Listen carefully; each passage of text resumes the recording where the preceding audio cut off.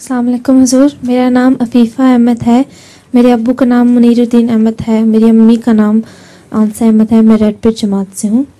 حضور، قرآن پاک میں آتا ہے ہدی للمتقین، یعنی متقیوں کے لیے ہدایت ہے۔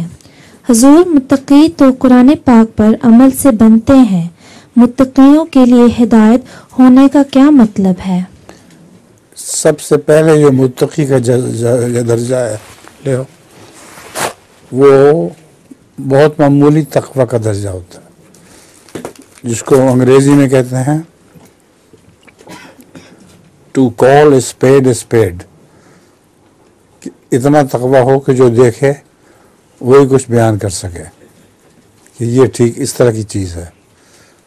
اس تقوی کو قرآن کریم ہدایت دیتا ہے اور متقی کو اعلیٰ درجات عطا کرتا چلا جاتا ہے، یہاں تک کہ اس کے اور سب سے اونچے متقی کے درمیان بے شمار منازل ہیں، اور رفتہ رفتہ ترقی کرتے کرتے رسول اللہ علیہ وسلم کی طرف حرکت شروع کر دیتا ہے۔